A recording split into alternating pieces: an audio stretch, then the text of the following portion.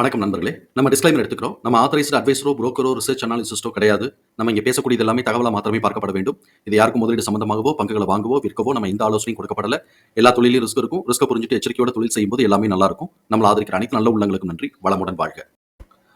வணக்கம் நண்பர்களே.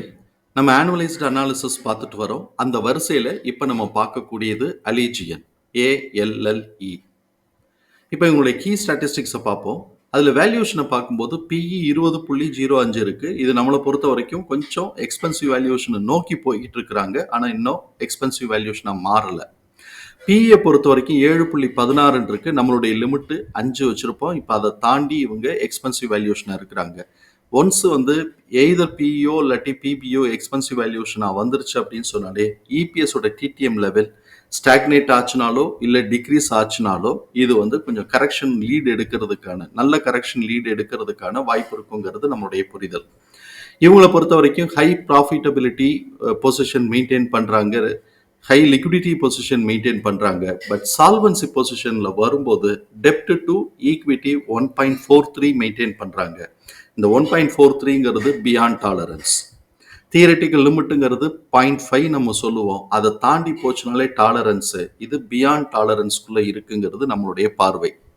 இப்ப இதை வந்து என்ன செய்வாங்கன்னா புக் வேல்யூல நம்ம அட்ஜஸ்ட் பண்ணும்போது இதை அட்ஜஸ்ட் பண்ணி அதுல இருந்து நம்ம பிரைஸை ப்ரொஜெக்ட் பண்ணும்போது பார்த்தோம்னாக்க ஓரளவுக்கு கரெக்டா மார்க்கெட்டோட அலைன் ஆகுறதுக்கு வாய்ப்பு இருக்கும்.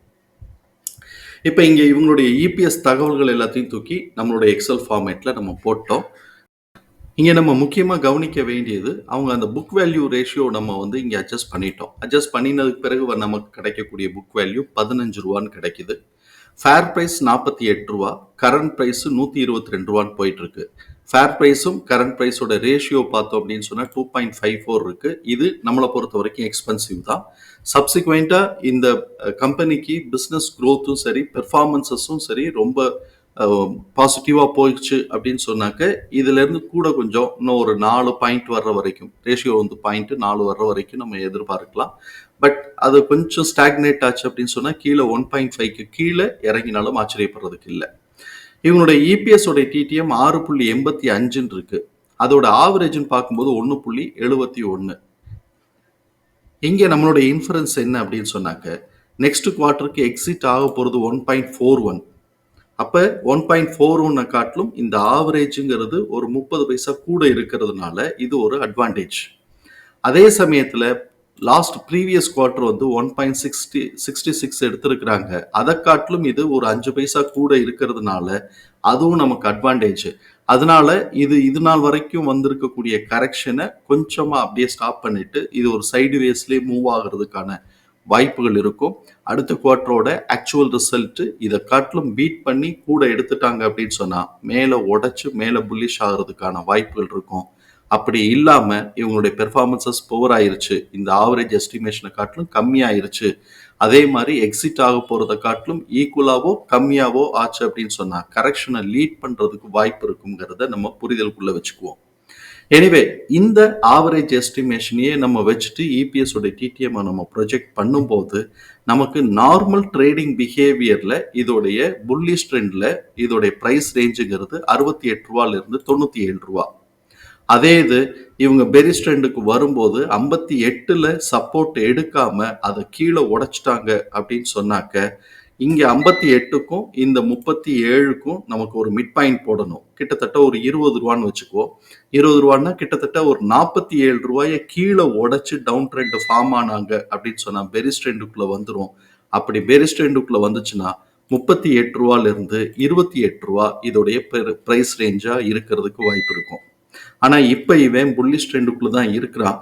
அதனால எக்ஸ்போனன்ஷியல்ல நமக்கு கிடைச்சிருக்கக்கூடிய எக்ஸ்போனன்ஷியல் ஃபார்முலால நமக்கு கிடைச்சிருக்கக்கூடிய பிரைஸ் ரேஞ்சை நம்ம பார்ப்போம். அதை நம்ம சார்ட்ல மார்க் பண்ணியிருக்கிறோம்.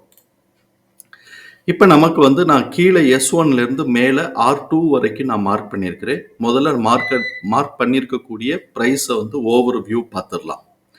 S1 38 ரூபாயில இருந்து 39 ரூபா. பிபியோடைய பாட்டம், பிபிங்கிறது நான் பிரேக் பாயிண்ட் ஜோன் சொல்றேன். இந்த பிரேக் பாயிண்ட் ஜோனுடைய பாட்டம் லைன் 57ல இருந்து 59, பிரேக் பாயிண்ட் 83ல இருந்து 85, பிரேக் பாயிண்டோடைய டாப் வேல்யூ 115ல இருந்து 117. இத உடைச்சு இவன் மேல போறான் அப்படின்னு சொன்னாக்க, R1 154ல இருந்து 157, அதுக்கப்புறம் R1க்கும் R2க்கும் நடுவுல இருக்கக்கூடிய மிட் பாயிண்ட் 201ல இருந்து 205, R2 257ல இருந்து 261. இப்ப இவன் என்ன பண்ணிக்கிட்டு இருக்கிறாங்கிறத பார்ப்போம். இவன் R1 வரைக்கும் குடுகுடுன்னு ஏறிட்டு அப்படியே கீழே கரெக்ஷன் எடுக்கிறான். இப்ப கரெக்ஷன் எடுத்துட்டு பிபியோட டாப் லெவல்ல நின்னுட்டு இருக்கிறான். நம்ம இங்க பார்த்த மாதிரி இவனோட நெக்ஸ்ட் குவார்டரோட எஸ்டிமேஷன் எக்ஸிட் ஆகிறத காட்டிலும் ஒரு 30 பைசா கூட இருக்கிறதுனால மோஸ்ட்லி அவன் இந்த இடத்துல சப்போர்ட் எடுக்க வாய்ப்புகள் இருக்கும். இல்ல கரெக்ஷன் எடுக்கணும்னா கூட பிரேக் பாயிண்ட் வரைக்கும் இறங்கினாலும் ஆச்சரியப்படுறதுக்குள்ள. அப்படியே பிரேக் பாயிண்ட் வரைக்கும் இறங்குவானா அப்படின்னு சொன்னா லாஜிக்கலா நமக்கு ஃபிட் ஆகல. நெக்ஸ்ட் குவார்டரோடைய ஆக்சுவல் ரிசல்ட் இதை பீட் பண்ணி போயிருச்சு அப்படின்னு சொன்னாக்க இவன் R1 உடைச்சு மிட் பாயிண்ட்டுக்கோ இல்லாட்டி R2க்கோ போறதுக்கு வாய்ப்பு இருக்கும். ஆக்சுவல் ரிசல்ட் இதை மீட் பண்ணாம கீழே இறங்கி கீழே இதை காட்டிலும் கம்மியா ஆவரேஜ் எஸ்டிமேஷனை காட்டிலும் கம்மியா எடுத்தாலோ இல்ல இவங்க எக்ஸிட் ஆகக்கூடிய 1.41 மேட்ச் பண்ணினாலோ அதுக்கு கீழே எடுத்தாலோ இவன் பிபியை உடைச்சுவான். இப்ப எக்ஸிட் ஆக போறதை காட்டிலும் கீழே எடுத்தான் அப்படின்னு சொன்னா S1 வரைக்கும் கூட அடிச்சிருவான். இல்ல அதோட மேட்ச் பண்ணுது அப்படின்னு சொன்னா பிரேக் பாயிண்டோட நின்று அங்கே சப்போர்ட் எடுக்கவும் வாய்ப்பு இருக்கும். ஸோ இப்போ அந்த வகையில நம்ம பார்த்தோம் அப்படின்னு சொன்னாக்க இவன் நல்லா பீட் பண்ணி கொண்டு போறான்னு வச்சுக்குவோம். இப்போ நெக்ஸ்ட் குவார்டர் பாசிட்டிவான பெர்ஃபார்மன்சஸ் எஸ்டிமேஷனை பீட் பண்ணி கொண்டு போறான்னா இவன் இதை உடைச்சு இங்கே மிட் பாயிண்ட்டுக்கோ இல்லாட்டி R2க்கோ போறதுக்கான வாய்ப்புகள் இருக்கும். அது இல்லாம இவன் எஸ்டிமேஷனுடைய லெவல் வரைக்குமே எடுத்திருக்கிறான் அப்படின்னு சொன்னா இந்த ரீஜனுக்குள்ளேயே அடுத்த குவார்டர் இப்படியே சுத்திக்கிட்டு இருக்கிறதுக்கு வாய்ப்புகள் இருக்கும். இந்த ரீஜனுக்குள்ளேயே சுத்திக்கிட்டு இருப்பாங்க. அதுக்கு அடுத்த குவார்டர்ல பாசிட்டிவ் ரிசல்ட் வரும்போது இவன் மேல போறதுக்கு வாய்ப்பு இருக்கும். இவன் எஸ்டிமேஷனை காட்டிலும் கம்மியா எடுத்துட்டான். ஆனா எக்ஸிட் ஆகக்கூடிய 1.4 மேட்ச் பண்ணி கீழே எடுத்திருக்கிறான் அப்படின்னு சொன்னா இவன் பிபி வரைக்கும் போயிட்டு இந்த மிட் பாயிண்டோட இப்படியே சுத்திட்டு நெக்ஸ்ட் குவார்டர் வரைக்கும் இப்படி சுத்திட்டு இருக்கிறதுக்கு வாய்ப்பு இருக்கும். ஆக்சுவல் ரிசல்ட் ஆவரேஜ் ரிசல்ட் கூட போச்சுன்னா இதை உடைச்சு திருப்பி மேல போவான்.